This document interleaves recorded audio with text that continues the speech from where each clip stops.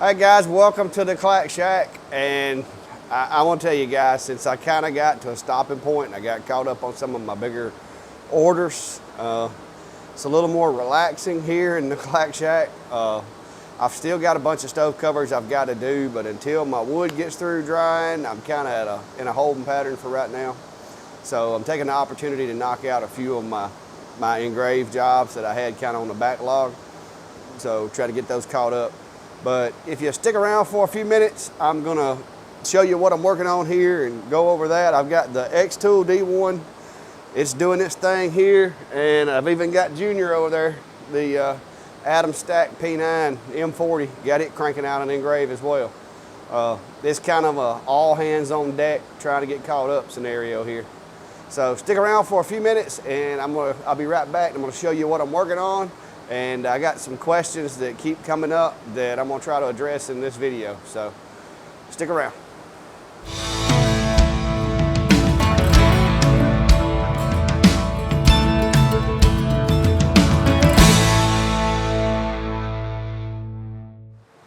All right guys, up first, I've got the X-Tool D1 over here working on a plaque. This is a plaque, and I can't reveal too much because the guy it's going to be presented to may or may not find out about it. So, but at this point in the operation, there's nothing distinguishing that could give the surprise away. But this is going to be a retirement gift for somebody. It is a piece of mahogany that is 13 inches wide and 20 and a half long. So it's going to have a deep engrave of a lake outline. I'm going to backfill it with blue epoxy. It's going to be doing a 3-pass burn on that lake design there, and we're going to take the air hose and blast out all the debris and everything, backfill it with some blue epoxy.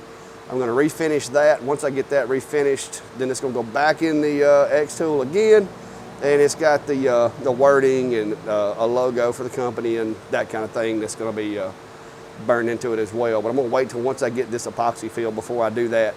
The logo's going over here. The text is going to be down at the bottom. So I'm not going to have to engrave through the epoxy, but I don't want to risk any damage to the other engraves trying to fill that with epoxy. So that's where we're at on that one. I'm going to move you over to Junior over here.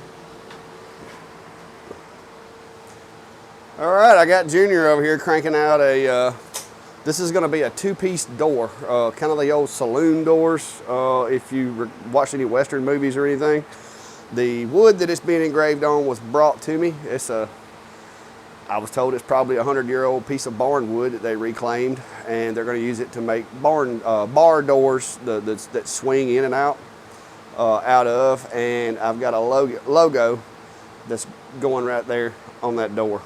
And then we got to do something with the other one, but the customer hasn't decided what they want on it yet. So, but I got the Atomstack cranking that thing out, and that's why we're videoing, because I really got nothing to do but babysit some lasers right now. So give me just a minute. I'm gonna get back over here on camera.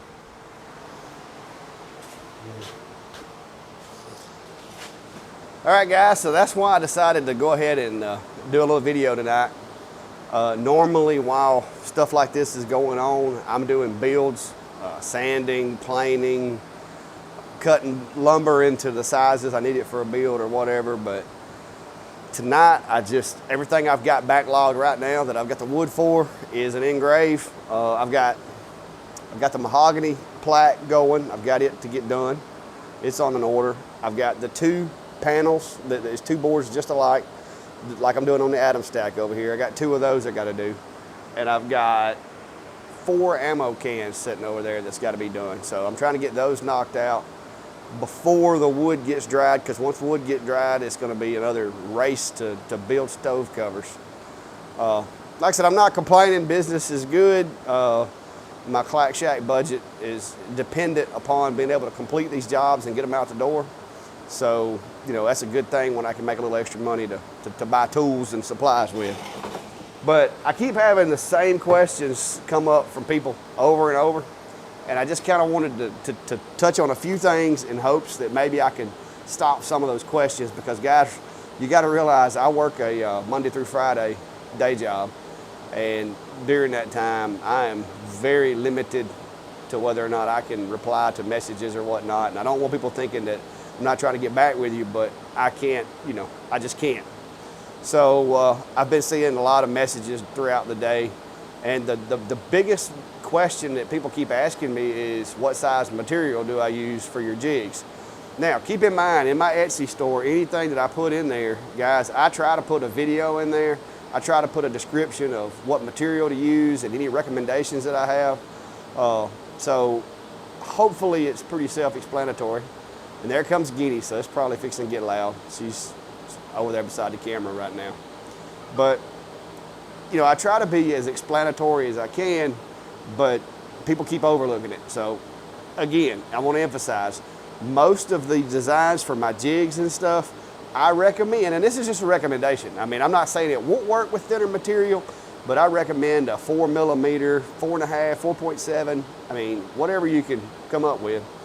And 3 millimeter would probably work fine, but I don't want to recommend 3 millimeter because some 3 millimeter, as we all know, if you cut into it too much, it wants to twist and bow and turn. You know, if it's MDF, probably won't have that problem because MDF, the way it's made, is basically compressed sawdust. And so it's not necessarily going to have a lot of tension in it, to where wood that is made by taking layers of natural wood and gluing them together tends to have a little more tension. So MDF 3 millimeter would probably be fine. It would probably be free of any bowing or warping, so it wouldn't cause a problem. But that's probably the biggest question that I get asked. The second question that everybody is having a hard time with lately, it seems, is on my jigs that I make. Remember, when you get that jig and you unzip that file, jigs are kind of, the files that I build are kind of twofold. In one configuration, depending on what you have the cut set to, it is made to cut out the physical jig so that you can use that to place your objects. Well, once you turn those cuts into tool lines, that is to be used to center your graphic on that object, because you've taken the line that was used to cut that hole and converted it over to a framing line. And that's the whole idea of how that works. So if you get confused on that, just go back. I've got a video on it. You can watch the video on how to use that jig, and hopefully that'll refresh your memory. Another thing that people keep asking me, because like I said, guys, this isn't exactly Walmart here. I mean, I'm not turning out millions of dollars of product a year or anything here. This is my side job. I do it on the weekends. I do it because it's a hobby and I love it. As a bonus, I get to make money from my sales and buy tools, buy equipment, buy, you know, different things. Right now, I'm currently saving for a little better camera because I'm at my wit's end with my old Nikon. I've had that thing for several years, and me and it are having some disagreements on some of my videos. I can't get it to stay focused. The auto track on it is terrible, and so I'm saving for a camera now. So you know, that's on my list. Since I started doing the YouTube thing, I want to try to provide as quality of an experience as I can within reason. You know, the shack is what the shack is, guys. I mean, it's my workshop. It stays dusty. I got massive amounts of cobwebs and spiders everywhere. It is not clean, but I try. You know, I go around once a week and try. So, but you know, the thing that I want to pass on to folks is, one, if it's your hobby, do it because you love it, and do what you enjoy. Because the one thing that I have learned is I get bored doing things that I'm not interested in or that I don't enjoy. And when I get bored, I don't do as good a job. I'm not as meticulous. I'm not as particular. And the product kind of suffers on the back end. So if you're new to this and you're just now getting into it, and you know, just get it and play with it. Figure out what you like doing, what you don't like doing, what you enjoy from it, and then try to take that and come up with something that you can do to make a little money. I mean, it all boils down to, what is your time worth to you? You know, if you're one of those folks that your day job, you know, pays you $100 an hour, then you're may or may not be able to pull that off in the laser world. You know, you may want to stick to whatever it is you do in your day job. But if you're one of those guys that, you know, just doing it as a hobby or retired, it's a secondary income or whatever, just figure out what your time's worth. That's inevitably, that's what I did in the beginning. And that's basically what I still do. So that's one of my tips in kind of how to get started. Because like I said, I started doing this when COVID hit 2 years ago. I was, you know, working all these extra jobs. I stayed at work all the time. I didn't have time to be at home. And then when everything kind of came to a screeching halt, I found myself at home a lot more and had a lot more time on my hands because my job was not as demanding and didn't require me to be there. And so I got bored. It's basically what happened. I got bored. I decided that I wanted to get into woodworking, and it just kind of went from there. But give me just a second. I'm going to take a quick break because me and the camera ain't getting along, guys, and it shuts me down after a few minutes. So let me check on the camera, and then I'll be right back. We'll pick up here. All right, guys, I'm back. I've got to invest in some better equipment. While you were gone, it's gotten very interesting here in the Clack Shack. Fluffy came in trying to get something to eat, and of course Guinea got mad because Fluffy was trying to eat the cat food, and so I had a Guinea chasing the cat around the shack. But that's all over now. It was hilarious. I hate you guys missed out on that. One of these days I'm gonna get lucky and catch it on camera. That'll be a video that'll just be one for the ages. But anyway, around the time that everything started shutting down, I got my sawmill, and I started doing sawmilling and trying to do some upgrades to the shack and making me a woodworking shop and getting into the woodworking. Lumber prices were just astronomical, and so that kind of pushed me more towards the sawmill.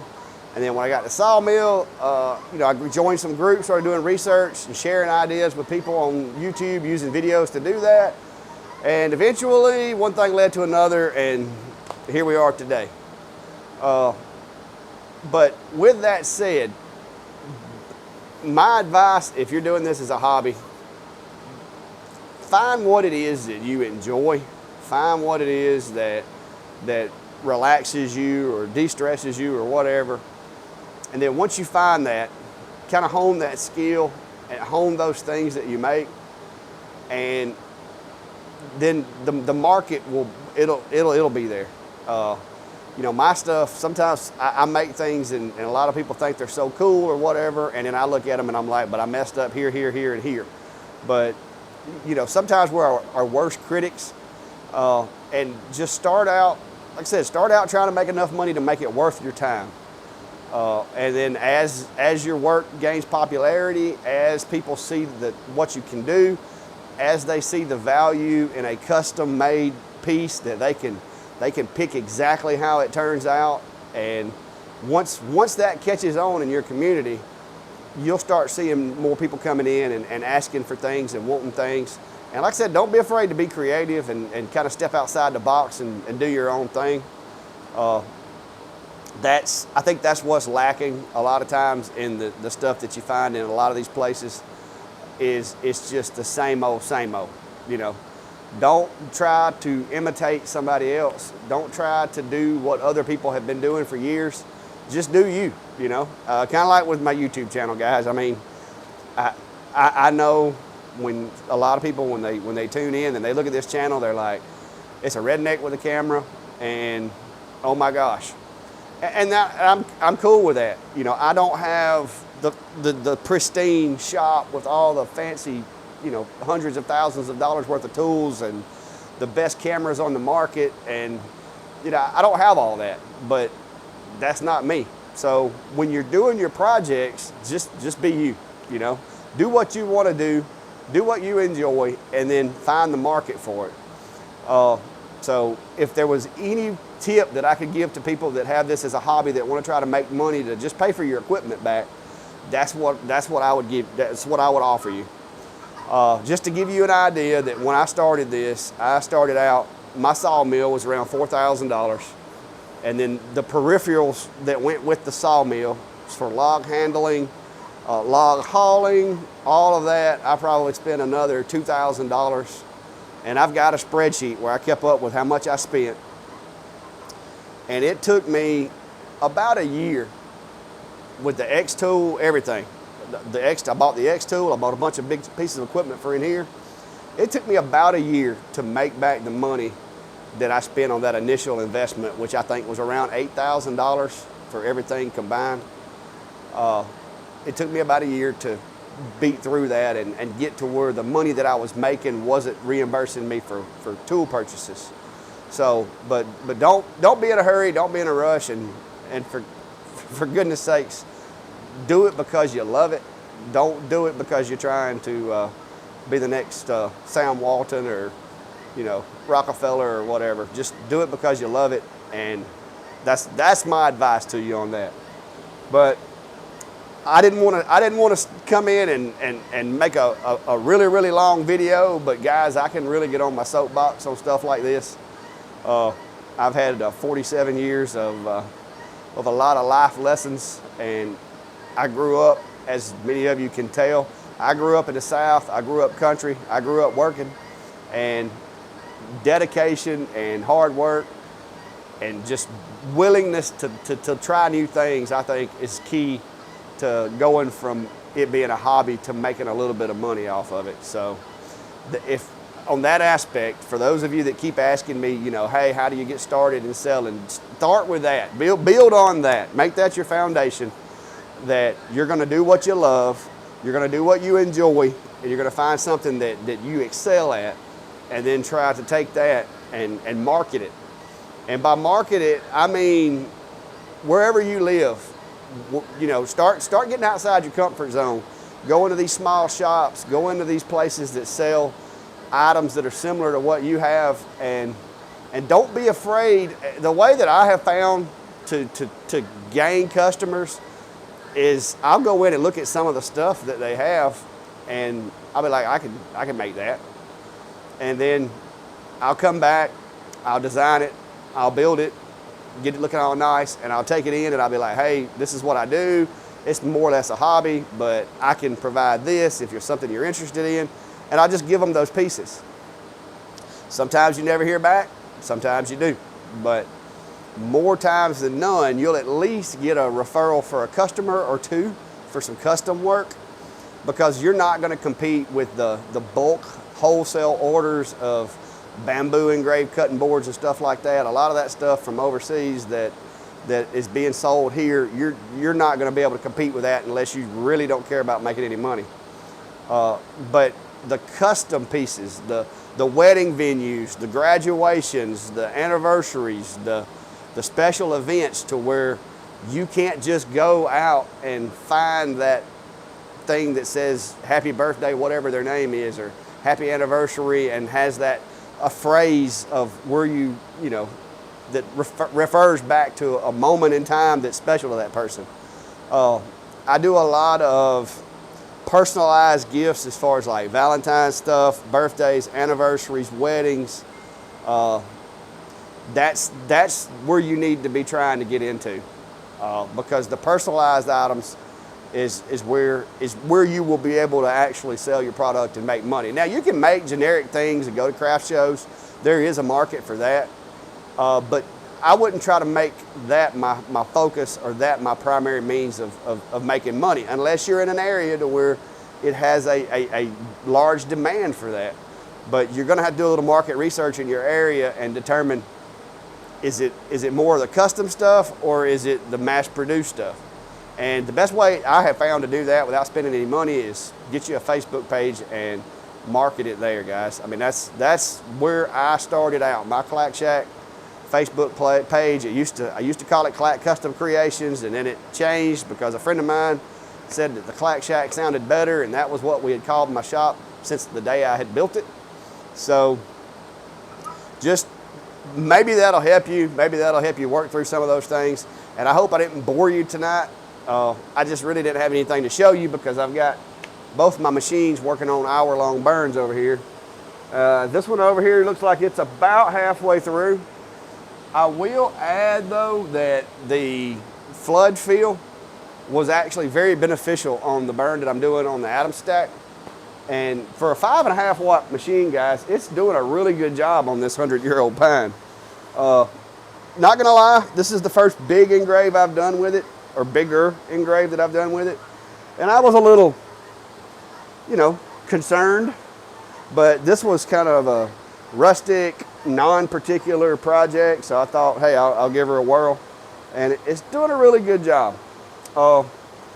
This being swinging doors, of course, I didn't put it exactly in the center because I want this to be the center between the two doors, and then the other piece is going to go here, and I'm going to try to line the other engrave up with this one. I think I'm just going to do two of the designs or whatever, but I'm waiting on some input from the customer.